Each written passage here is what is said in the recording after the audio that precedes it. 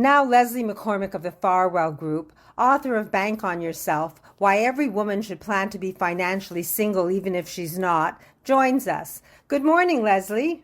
Good morning, Marilyn. So you promised Survivor CPP. Can we get to it? Absolutely. The decision about when to take CPP is an important one. You spent your years contributing to CPP.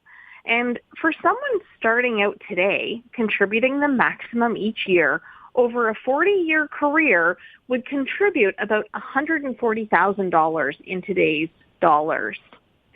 The past couple of weeks, we've talked about several factors that will affect your CPP benefit and the importance of asking questions about how much you would get in different circumstances before deciding when to take it. Last time I was on, I shared a story of a client who also qualified for a foreign pension. In her case, U.S. Social Security, and how in her personal situation, deferring her CPP to 70 made a lot of sense because of how the two pensions affected one another. Today, I've promised to talk about another consideration that too many people fail to consider, and that's survivor CPP. There are 2 points that I want you to be aware of.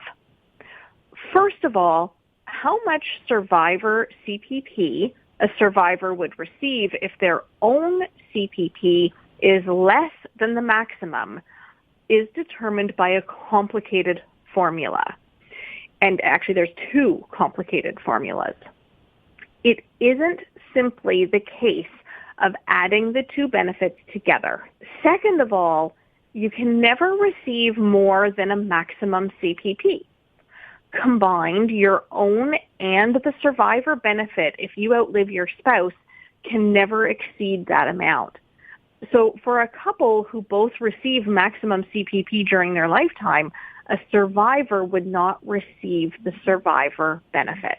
If you currently receive survivor CPP and are considering when to start taking your own, be very aware of how the 2 benefits affect one another and make sure that you factor that into your decision making. Again, before you start taking your CPP, make sure you call Service Canada and ask some scenario questions.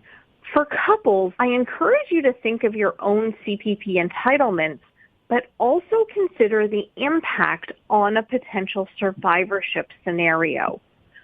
There are no hard and fast rules with this one. It's more of a what-if consideration. As you know, of course we want to plan happy, healthy, active to at least 95 for both of you. But what happens if one of you outlives the other? We want to make sure that a survivor will be okay. And as much as possible, minimize the risk of experiencing a significant decline in their standard of living. Proper planning that includes considering survivor CPP is essential to protecting a survivor's financial well-being. When it comes to when to take your CPP, make an informed decision. You have paid into CPP for a long time, and it, along with your old age security, for many people are their only inflation-protected income sources. As I've said before, don't make your CPP decision based on what someone else did or a rule of thumb. Your CPP is based on you, your past contributions. So make your decision based on what's best for you and your family in your own personal circumstances. Well, it sounds like survivor CPP is complicated.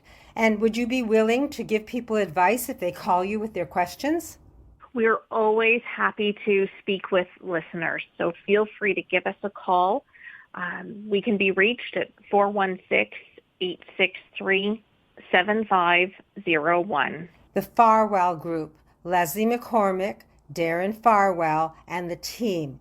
You may have questions about your own CPP, and better to ask an expert before you take action. Call 416-863-7501. Step 1. Get the information you need and then act. It will be easier to take step 2. Thank you, Leslie, for that information. Talk to you soon. Take care.